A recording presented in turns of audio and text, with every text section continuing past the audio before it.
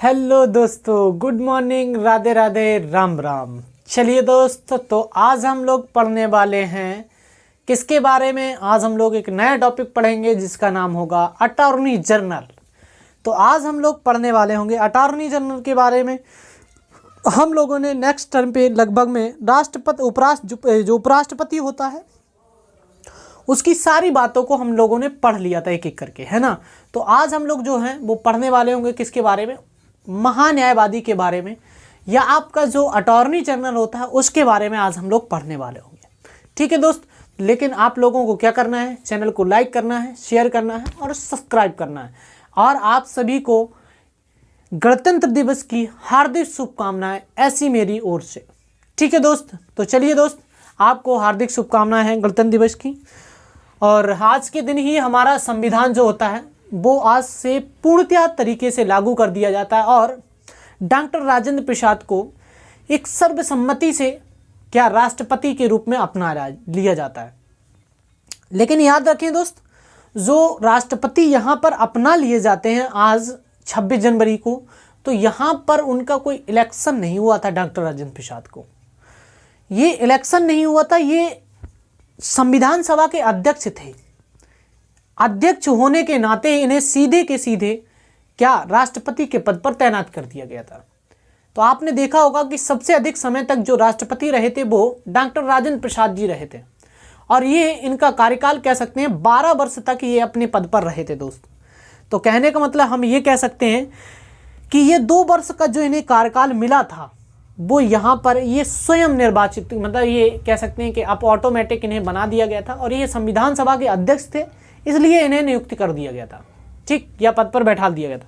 तो आज हम लोग बात करने वाले होंगे महान्यायवादी के बारे में कि महान्यायवादी होता कौन है। महान्यायवादी के बारे में आज हम लोग पढ़ेंगे। देखो दोस्त, महान्यायवादी को ही हम लोग क्या बोलते हैं, अटॉर्नी जनरल के नाम से जानते हैं। क्या कहते हैं, अटॉर्नी जनरल जो होता है उसे हम इसी को जानते हैं, किसके नाम से, अटॉर्नी जनरल के नाम से भी हम महान्यायवादी को जानते हैं। आप सुनिए दोस्त जरा कि महान्यायवादी जो होता है उसका उल्लेख किस आर्टिकल में है। तो महान्यायवादी का उल्लेख आर्टिकल 76 में मिलता है हमें। आर्टिकल 76 में आपका महान्यायवादी का उल्लेख मिलता है। ये कहा गया है कि एक महान्यायवादी होगा, ठीक है। लेकिन महान्यायवादी होता क्या है, इसका काम क्या होता है, इसकी नियुक्ति कौन करता है, इसकी शपथ कौन दिलाता है, इसका प्रमुख कार्य क्या होता है, इसके बारे में हम लोग पढ़ने वाले हैं। तो देखिए जरा, कहने का मतलब है कि जो महान्यायवादी होता है, महान्यायवादी जो होता है वो भारत सरकार को क्या करता है, भारत सरकार को सलाह देने का काम करता है। मतलब आर्टिकल 76 के तहत ये भारत सरकार को सलाह देने का काम करता है। लेकिन ये सलाह तो देता है, लेकिन कैसी सलाह देता है, ये विधिक सलाह देता है। कैसी सलाह देता है, ये कानूनी सलाह या कह सकते हैं कि विधिक सलाह देने का काम करता है। कैसी सलाह, विधिक सलाह या कानूनी सलाह देने का काम ये करता है, ठीक, याद रखें। अब हम लोग बात करने वाले ये हैं कि महान्यायवादी जो सलाह देता है भारत सरकार को वो किस आर्टिकल के तहत देता है, तो 76 के तहत देता है। अगली बात, हम जब बात करने वाले होंगे राष्ट्रपति की, किसकी, सर्वोच्च न्यायालय की। मतलब सर्वोच्च न्यायालय भी क्या करता है, सर्वोच्च न्यायालय भी सलाह देता है। सर्वोच्च न्यायालय भी सलाह देता है, लेकिन किसको देता है, तो वो राष्ट्रपति को सलाह देता है। किसको देता है, राष्ट्रपति को सलाह देता है। लेकिन किस आर्टिकल के तहत देता है, तो 143 के तहत जो आपका राष्ट्रपति होता है उसे सलाह देने का काम सर्वोच्च न्यायालय करता है। कहने का मतलब ये है दोस्त कि अगर राष्ट्रपति को किसी प्रकार की कोई सलाह की ज़रूरत होती है तो वो सर्वोच्च न्यायालय के पास पहुंचता है। सर्वोच्च न्यायालय के पास ये जब पहुंचता है तो कहने का मतलब है कि सर्वोच्च न्यायालय से सलाह देने के लिए ही पहुंचता है। मतलब जब किसी प्रकार की कोई भी सलाह की आवश्यकता होती है राष्ट्रपति को, तो राष्ट्रपति सलाह लेने के लिए सर्वोच्च न्यायालय के पास जा सकता है, आर्टिकल 143 के तहत, ठीक है, याद रखें। अब कुछ बातें हैं जो आपको नोट करनी है और लिखना भी है। ये पहले तो आप दोनों पॉइंटों को ऐसे बनाएंगे कि भारत सरकार किससे सलाह मांग सकती है, महान्यायवादी से मांग सकती है, और राष्ट्रपति किससे सलाह मांग सकता है, तो सर्वोच्च न्यायालय से सलाह मांग सकता है। अब इनके बारे में जो हम बात बताने वाले हैं, ये कैसी सलाह होती है, तो ये ऐसी नहीं कि भैया बताओ आज कहाँ डाका डालना है, आज इस पार्टी को गिराना है, आज क्या होना है, ऐसी सलाह नहीं होती। ऐसी सलाह होती है कि कोई कानूनी सलाह होनी चाहिए, मतलब कानून से संबंधित कोई सलाह हो, या कह सकते हैं विधिक सलाह की ज़रूरत होती है। उसी पे हमारे जो राष्ट्रपति जी जो होते हैं वो सलाह लेने के लिए कहाँ पर पहुँच सकते हैं, सर्वोच्च न्यायालय जा सकते हैं। और भारत सरकार किसके पास जा सकती है, तो महान्यायवादी के पास भारत सरकार जा सकती है इस सलाह को मांगने के लिए दोस्त। ठीक, तो इन बातों को याद करें और नोट कर लें, और हम आपको बताने वाले हैं इनके बारे में कुछ बातें। देखिए ज़रा, अब आपको कुछ बातें जो हैं वो आपको याद रखनी है। क्या याद रखनी है, सुनो। सबसे पहले हम लोगों को बात ये याद रखनी है कि जो महान्यायवादी होता है ये भारत सरकार को, महान्यायवादी मान के चलिए भारत सरकार को क्या ज़रूरत पड़ गई किसी भी सलाह की, तो भारत सरकार पहुंची कहाँ, अपने महान्यायवादी के पास। जब महान्यायवादी के पास पहुंची भारत सरकार, तो महान्यायवादी भारत सरकार को सलाह दे सकता है। क्या है, दे सकता है। ठीक, लेकिन ऐसा भी हो सकता है कि ये अगर सलाह ये दे भी देता है तो भारत सरकार को इसने सलाह दे दी। ठीक, पहले तो भारत सरकार ने इससे सलाह मांगी। जब सरकार ने सलाह मांगी महान्यायवादी से, तो महान्यायवादी ने क्या किया, सरकार को सलाह दे दी। अब देखिए, पहले सलाह मांगी थी और इसने दे भी दी। ऐसा भी हो सकता है कि ये सलाह दे भी सकता है और नहीं भी दे सकता है, नहीं भी दे सकता है। मतलब ये मना भी कर सकता है और दे भी सकता है, मतलब हाँ भी कर सकता है और नहीं भी कर सकता, दोनों चीज़ें। अगर भारत सरकार ने सलाह मांगी तो ये सलाह को दे भी सकता है, और अगर इसने सलाह मांगी तो इसे लगता है कि नहीं सलाह नहीं देनी चाहिए, तो ये सलाह नहीं भी दे सकता है। मतलब महान्यायवादी भारत सरकार को सलाह दे भी सकता है और नहीं भी दे सकता। आपको ये बात याद रखनी है। फिर इसके बाद में और बात क्या है, अगर महान्यायवादी ने मान के चलिए सलाह दे दी, तो भारत सरकार ये पूरी तरह स्वतंत्र होती कि इसकी सलाह को माने या ना माने, ये दोनों तरह स्वतंत्र है। मतलब अगर महान्यायवादी ने सलाह दे दी तो भारत सरकार को अगर अच्छी सलाह लगती है तो भारत सरकार उस सलाह को ग्रहण करेगी और लागू कर देगी जिसके लिए भी मांगी हो। लेकिन ऐसा भी हो सकता है कि आपकी जो सलाह मांगी गई हो उस सलाह को भारत सरकार माने ना। तो कहने का मतलब है कि दोनों बातें हैं कि ये भारत सरकार की सलाह को मान भी सकती है और भारत सरकार की सलाह को नहीं भी मान सकता है। ये दोनों तरीके से स्वतंत्र होते हैं। मतलब वो कह सकते हैं कि सलाह दे भी सकता है और सलाह नहीं भी दे सकता है। अगर उसने सलाह दे भी दी तो सर्वोच्च न्यायालय, मतलब कह सकते हैं भारत सरकार उसको मान भी सकती है और नहीं मान सकती। दोनों तरह उस क्या है, स्वतंत्र हैं दोनों व्यक्ति।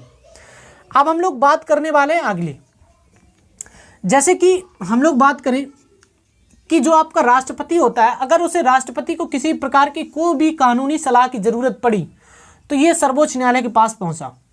जब सर्वोच्च न्यायालय के पास ये पहुंचता है सलाह मांगने के लिए, तो सर्वोच्च न्यायालय के मुख्य न्यायाधीश से सलाह नहीं मांगता है। तो सर्वोच्च न्यायालय का मुख्य न्यायाधीश आपको ऑप्शन में दिया होगा तो हम उसे टिक कर देते हैं।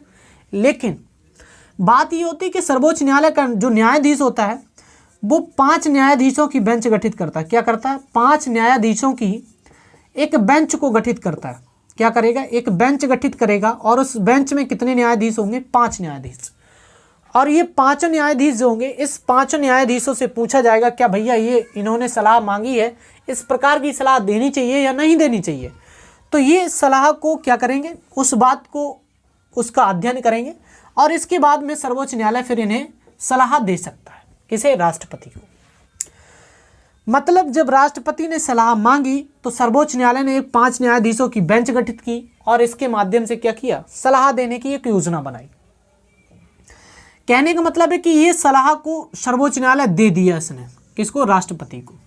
अब ऐसा भी हो सकता है कि जब राष्ट्रपति ने सर्वोच्च न्यायालय से सलाह मांगी तो ये सलाह दे भी सकता है और सलाह को नहीं भी दे सकता है। कहने का मतलब है कि दोनों कंडीशनें उसके पास उपस्थित हैं। किसके पास, राष्ट्रपति के पास। मतलब राष्ट्रपति इसकी सलाह को दे भी सकता है और इसको सलाह नहीं भी दे सकता है सर्वोच्च न्यायालय। ठीक, अगर सर्वोच्च न्यायालय ने सलाह दे भी दी राष्ट्रपति को तो राष्ट्रपति इसकी सलाह को मान भी सकता है और इसकी सलाह को नहीं भी मान सकता है। मतलब दोनों कंडीशनें उपस्थित हैं कि आपका जो सर्वोच्च न्यायालय होगा वो इसकी सलाह को मान भी सकता है और इसकी सलाह को नहीं भी मान सकता है। ये दोनों कंडीशनें आपके पास सामने उपस्थित होंगी दोस्त।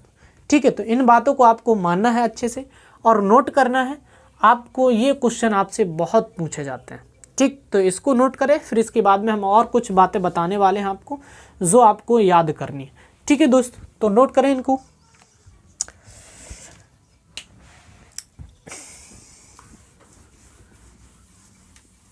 देखिए दोस्त, अब हम लोग बात करेंगे आगे। क्या आगे बात करने वाले हैं? आगे हम बात ये करने वाले हैं महान्यायवादी के बारे में, जो कि आज का टॉपिक जो चल रहा है वो अटॉर्नी जनरल चल रहा है। अब सुनो जरा, हम बात ये कर रहे हैं भैया कि जो महान्यायवादी होती है इसकी नियुक्ति कौन करता है? इसकी नियुक्ति जो है वो राष्ट्रपति करता है। कौन करता है? राष्ट्रपति करता है। सुनिए, पहले समझिए बात को। महान्यायवादी की नियुक्ति राष्ट्रपति करता है। तो क्या राष्ट्रपति अपनी इच्छा से करता है? तो राष्ट्रपति ऐसा नहीं करता। ये मंत्रिमंडल जो होता है उस मंत्रिमंडल की सलाह पर करता है। मंत्रिमंडल की सलाह पर महान्यायवादी की नियुक्ति राष्ट्रपति के द्वारा की जाती है। तो क्या ऐसा हो सकता है मंत्रिमंडल ने कह दिया भैया कि नरेंद्र मोदी जी के फूफा हैं, इन्हें नियुक्त कर दो? भाई मंत्रिमंडल तो ऐसी सलाह दे सकती है ना राष्ट्रपति को, बिल्कुल दे सकती है, क्योंकि मंत्रिमंडल जो बात कहता है वही राष्ट्रपति मानता है ना। बातें हम लोगों ने देखी थी 74 आर्टिकल में इस बारे को। कहने का मतलब है कि अब बात ये आती है दोस्त कि जो आपका कह सकते हैं मंत्रिमंडल ने सलाह दी राष्ट्रपति जी को कि इस व्यक्ति को आप क्या कर दीजिए, महान्यायवादी नियुक्त कर दीजिए। तो क्या उसे राष्ट्रपति नियुक्त कर सकता है? नहीं कर सकता। कर भी सकता है लेकिन नहीं भी कर सकता है। लेकिन याद रखिए किस कंडीशन में कर सकता है, किस कंडीशन में नहीं कर सकता है। कहने का मतलब है कि अगर इस व्यक्ति के पास कुछ क्वालिफिकेशन होंगी तो ये नियुक्त तो हो सकता है। मतलब वो सीईओ, जैसे आपके पास फॉर्म आया पुलिस का, उसमें लिखा है कि आप इंटर जो होता है वो आपका पास होने चाहिए, मतलब 10+2 आपको पास होने चाहिए। अगर आप पास हैं तो फॉर्म डाल सकते हैं। लेकिन वही बात है, आपके पास अगर क्वालिफिकेशन है तो आप महान्यायवादी नियुक्त कर सकता है राष्ट्रपति। अगर आपके पास क्वालिफिकेशन नहीं है तो आपको नियुक्त नहीं कर सकता है। तो समझिए इसकी क्वालिफिकेशन क्या है। आपसे ये कहा गया कि महान्यायवादी राष्ट्रपति उसी व्यक्ति को नियुक्त करेगा जो सुप्रीम कोर्ट का या सर्वोच्च न्यायालय का न्यायाधीश बनने की योग्यता रखता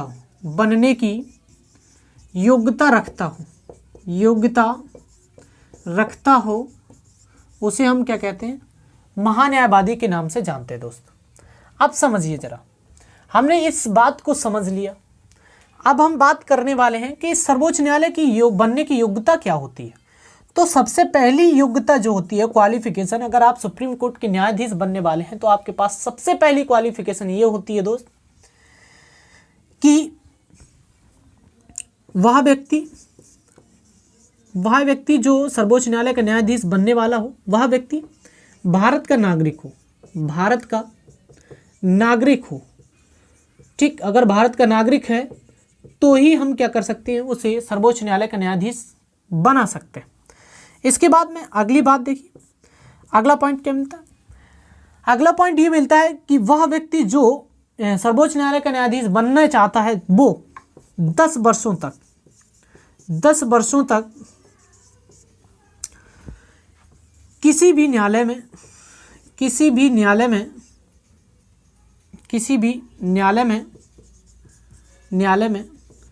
न्यायिक पद पर रहा हो, ठीक रहा हो, ये बात करता है आपसे। फिर अगली बात ये करता है, ये और लगा सकता है, अगर आप 10 वर्ष तक किसी भी न्यायालय में न्यायिक पद पर नहीं है तो भी आपसे ये कह सकता है कि 5 वर्ष तक किसी भी राज्य के हाई कोर्ट में न्यायाधीश रहे हो, आप न्यायाधीश के पद पर आप रहे हो, तब भी आप क्या हो सकता है, ये आपको महान्यायवादी नियुक्त किया जा सकता है दोस्त। तो इन बातों को ही आपको क्या करना है, याद रखना है कि महान्यायवादी किसको नियुक्त किया जा सकता है, तो महान्यायवादी किसे नियुक्त करेंगे, नियुक्त करेगा राष्ट्रपति करेगा, लेकिन किसकी सलाह पर करेगा, मंत्रिमंडल की सलाह पर करेगा। और किसे नियुक्त कर सकता है, तो ऐसे व्यक्ति को नियुक्त करेगा जो सर्वोच्च न्यायालय का न्यायाधीश बनने की योग्यता रखता हो। तो सर्वोच्च न्यायालय के न्यायाधीश बनने की योग्यता क्या होती है, तो सर्वोच्च न्यायालय के न्यायाधीश बनने की योग्यता होती है कि सबसे पहले आप भारत के नागरिक हों, फिर इसके बाद में ये होता है कि 10 वर्ष तक आप किसी भी न्यायिक पद पर रहे हों, या इसके बाद में आपसे ये भी कह सकता है कि आप 5 वर्ष तक किसी भी हाई कोर्ट में न्यायाधीश के पद पर रहे हों। ठीक, इनमें से अगर आपके पास कोई भी क्वालिफिकेशन है, ये मतलब ये पहली कंपलसरी है, और इनमें से दोनों में से और है, मतलब अथवा अगर आप इस पद पर हैं तो ठीक है, अगर ये नहीं है तो आपके पास ही है, अगर इनमें से दोनों नहीं है तो फिर आप न्यायिक पद पर नहीं रह सकते हैं दोस्त, समझ बात हो, मतलब लेकिन इन दोनों में से एक कंपलसरी होनी चाहिए, तभी आप महान्यायवादी नियुक्त किए जा सकते हैं। आप समझो जरा। अब अगर आपसे कहा जाए कि महान्यायवादी का कार्यकाल कितने वर्ष का होता है, तो आप याद रखें, अगर ये आपसे ये बात पूछी जाती है कि महान्यायवादी का कार्यकाल जो है वो कितने वर्ष होता है, तो आपको कैसे याद रखना। देखो दोस्त, अगर आपसे कहा जाए कि महान्यायवादी का कार्यकाल कितने वर्ष का होता है, कार्यकाल कितने वर्ष का होता है, तो देखो दोस्त, वैसे महान्यायवादी का जो कार्यकाल होता है वो राष्ट्रपति के प्रसाद पर्यंत होता है, प्रसाद पर्यंत होता है। कहने का मतलब है कि राष्ट्रपति जब तक चाहेगा तब तक महान्यायवादी अपने पद पर रहेगा, और जब नहीं चाहेगा तब आप पद से हट जाएंगे, ऐसा मतलब है। वैसे इसका कार्यकाल 5 वर्ष माना गया है। कितना? 5 वर्ष।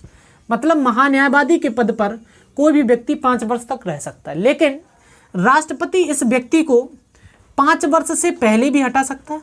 क्या करेगा? पहले भी हटा सकता है, महान्यायवादी को राष्ट्रपति ही हटा सकता है। लेकिन ऐसा भी हो सकता है कि 5 वर्ष के बाद भी इस पद पर वो तुम्हें बना भी रख सकता है। ठीक, मतलब हटा भी सकता है, और 5 वर्ष से अधिक समय तक भी आपको महान्यायवादी के पद पर रख सकता है। कौन रख सकता है? राष्ट्रपति जी रख सकते हैं आपको। समझ में आई बात? तो इन बातों को आपको नोट करना है कि जो आपका राष्ट्रपति होता है वो आपको 5 वर्ष से पहले भी हटा सकता है, और 5 वर्ष के बाद भी आपको महान्यायवादी के पद पर तैनात रख सकता है। कौन रख सकता है? तो राष्ट्रपति जी रख सकते हैं। इसलिए कहा जाता है कि महान्यायवादी का पद जो होता है वो प्रसाद पर्यंत होता है, मतलब प्लेजर ऑफ द प्रेसिडेंट के आपके मतलब राष्ट्रपति के प्रसाद पर्यंत ये पद होता है। ठीक है, मतलब महान्यायवादी का कार्यकाल राष्ट्रपति की इच्छा के अनुसार होता है। जब तक राष्ट्रपति चाहेगा तब तक आप इस पद पर बैठ सकते हैं, और जब भी राष्ट्रपति ने नहीं चाहा तब भी आपको क्या है, इस पद से हटाया जा सकता है। ठीक, इसके बाद अगली बात क्या होती है दोस्त? इसके बाद अगली बात ये होती है कि अगर हम महान्यायवादी को हटाना चाहते हैं, कहने का मतलब ये है दोस्त, सीधा सीधा ये है कि अगर महान्यायवादी है, मान के चलिए क्या है, महान्यायवादी एक कंडीशन में और भी हट सकता है। क्या कंडीशन होती है? यदि आपके देश की मंत्रिपरिषद जो होती है, मंत्रिपरिषद जो होती है, मंत्रिपरिषद होती कौन है?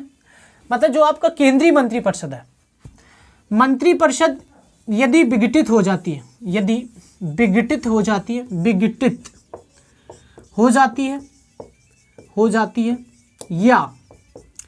या मंत्रिपरिषद भंग हो जाती है, भंग कर दी जाती है, अगर भंग कर दी जाती है तो स्वतः महान्यायवादी को या अटॉर्नी जनरल को, न्यायवादी को इस्तीफा देना पड़ता है। क्या है?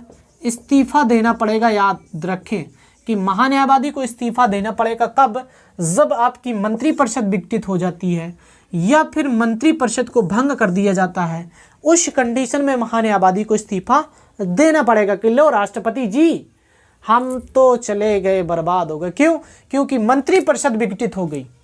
मतलब जो आपकी मंत्रिपरिषद, कहने का मतलब है कि जो प्रधानमंत्री बना हुआ था इस पद से हट गया है, उसी का मतलब होता है कि मंत्रिपरिषद विघटित हो गई। मतलब जो सरकार बनी थी वो गिर गई है। जब सरकार ने ही तो इस व्यक्ति को तैनात करवाया था, किससे? राष्ट्रपति से। और जब सरकार ही गिर गई तो मंत्रिपरिषद ही जब क्या हो गई, विघटित हो गई, तो क्या होगा, ये व्यक्ति भी क्या करता है, इस्तीफा दे देता है। और अपने पद से वापस आ जाता है। समझ में आई दोस्त? तो कहने का मतलब है कि यदि मंत्रिपरिषद विघटित हो जाती है या मंत्रिपरिषद भंग हो जाती है तो उस कंडीशन में भी क्या हो सकता है, मतलब इसके कार्यकाल समाप्त हो सकता है। ठीक है दोस्त, तो इस बात को भी आपको याद रखना है। समझ में आई बात? तो इसको नोट करें, फिर इसके बाद में आगे चलते हैं।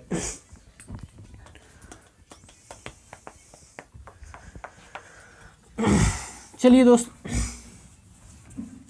हम लोग बात करने वाले हूं कि महान्यायवादी का और क्या काम होता है। महान्यायवादी पहले तो कहा कि विधिक सलाहकार होता है। किसका? ये विधिक सलाहकार होता है। विधिक सलाहकार होता है। किसका होगा विधिक सलाहकार? ये तो विधिक सलाह देता है भारत सरकार को। जब भारत सरकार को किसी प्रकार की कोई सलाह की जरूरत होती है तो भारत सरकार इसे सलाह देने का काम, मतलब भारत सरकार को सलाह देने का काम ये महान्यायवादी करता है। इसके अलावा और क्या काम होता है दोस्त? देखिए क्या है, महा और न्यायवादी, मतलब ये महान है किसके बारे में? ज्ञान के बारे में, न्याय के बारे में ये महान व्यक्ति है। मतलब ये भारत सरकार का सर्वोच्च विधि अधिकारी होता है। सर्वोच्च विधि अधिकारी होता है। विधि अधिकारी होता है। सर्वोच्च विधि अधिकारी होता है। कौन होता है सर्वोच्च विधि अधिकारी? तो महान्यायवादी। इसके बाद ऐसा भी होता है, सर्वोच्च विधि अधिकारी है कौन? महान्यायवादी। लेकिन ये भारत सरकार का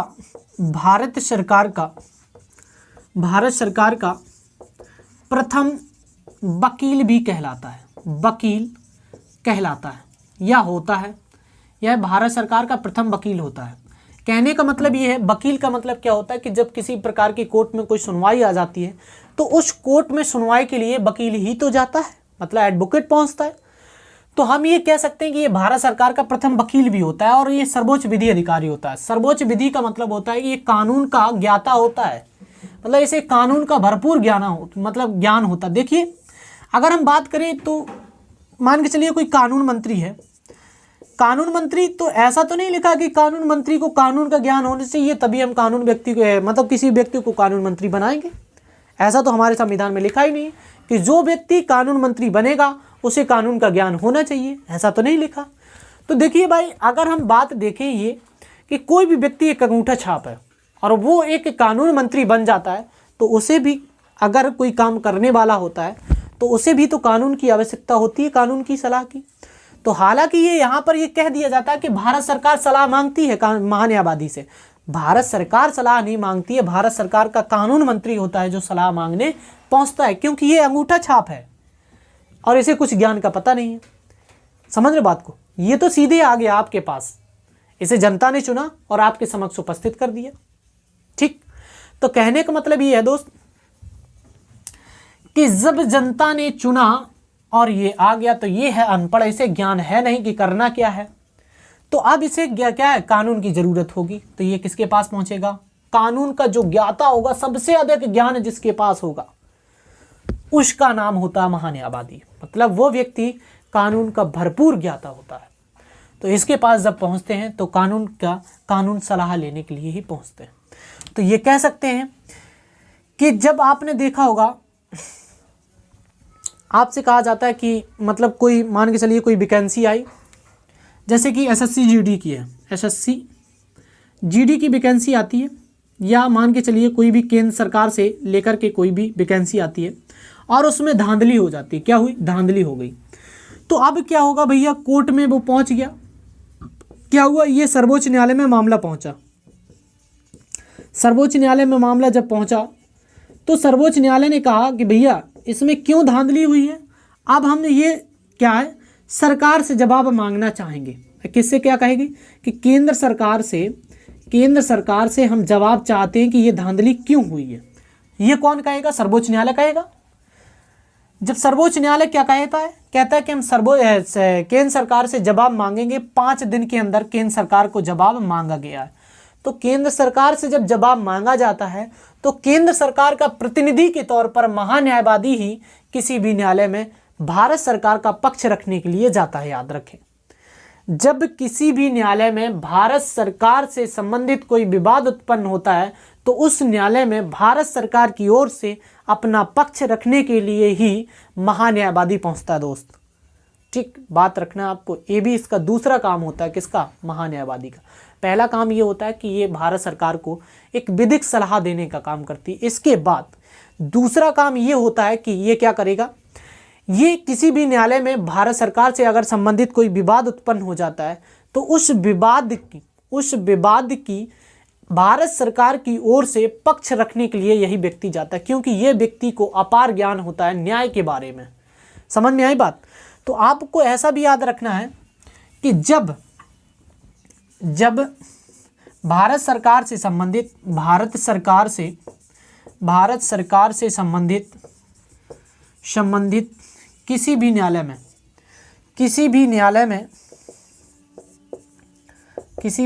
में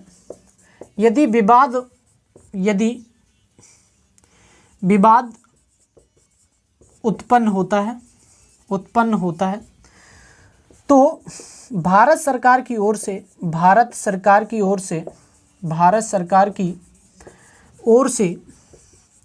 पक्ष रखने के लिए महान्यायवादी जाता है। महान्यायवादी जाता है। ठीक, याद रखें इस बात को कि जब किसी भी प्रकार की एक पक्ष की ज़रूरत होती है या जवाब मांगा जाता है तो उस पक्ष में कौन रखने के लिए जाता है? तो वो आपका महान्यायवादी ही पक्ष रखने के लिए पहुंचता है। किसके पास? न्यायालय में पहुंचेगा दोस्त। अब समझिए ज़रा, इसीलिए कहा जाता है कि महान्यायवादी जब रिटायर्ड होता है तब वो महान्यायवादी भारत सरकार के खिलाफ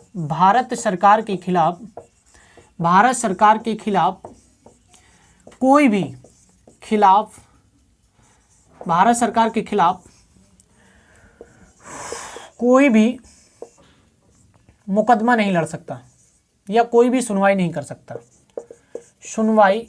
कर सकता। मतलब ये न्यायालय में नहीं आ सकता है महान्यायवादी। ठीक, याद रखें। अब इसके बाद सुनो, महान्यायवादी के बारे में और हम लोग बात करेंगे। क्या? तो याद रखें कि महान्यायवादी एकमात्र ऐसा व्यक्ति हो जाए जो ना तो संसद का सदन होता है, मतलब ना तो संसद का सदस्य होता है और ना ही किसी भी न्यायपालिका का सदस्य होता है। समझ में आई बात? कहने का मतलब अगर आप संसद के सदस्य नहीं हैं तो आप बैठकों में नहीं जा सकते। अगर हम संसद के सदस्य नहीं हैं तो हम संसद की बैठकों में नहीं जा सकते। मतलब हम अगर सांसद नहीं हैं तो अगर संसद की बैठकें चल रही हैं तो हम नहीं जा सकते।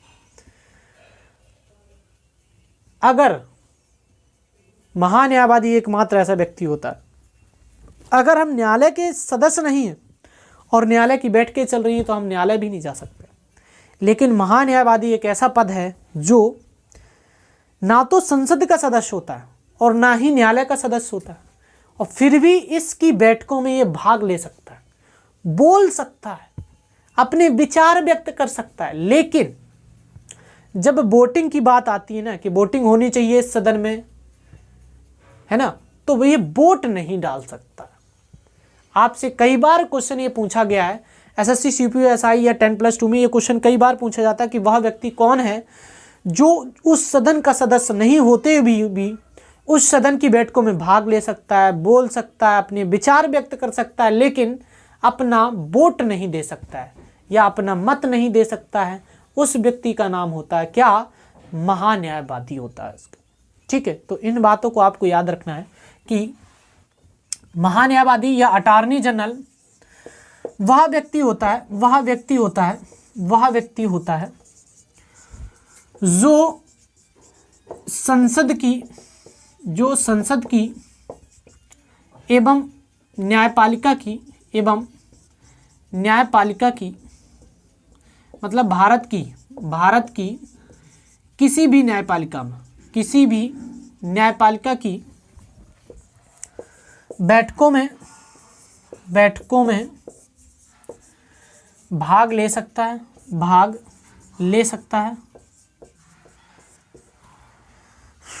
बोल सकता है,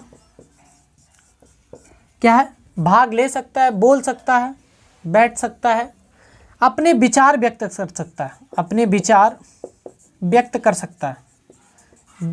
सकता है, लेकिन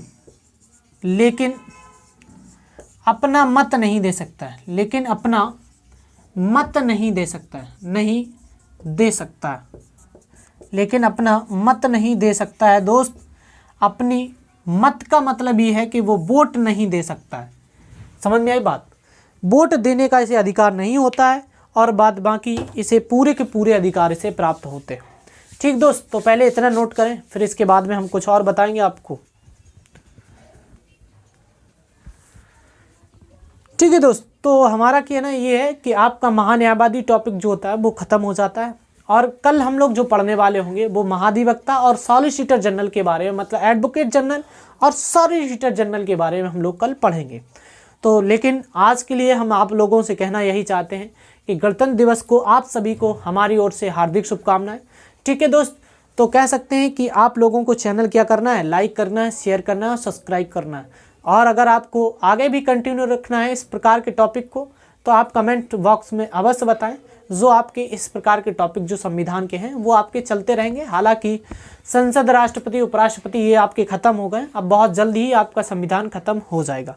ठीक है दोस्त, तो इसके बाद में आप लोगों को क्या करना है, चैनल को लाइक करना है, शेयर करना है और सब्सक्राइब करना है। तो आज के लिए हम लोग इतना ही रखेंगे। थैंक यू, धन्यवाद, ऑल द बेस्ट, जय हिंद, जय भारत।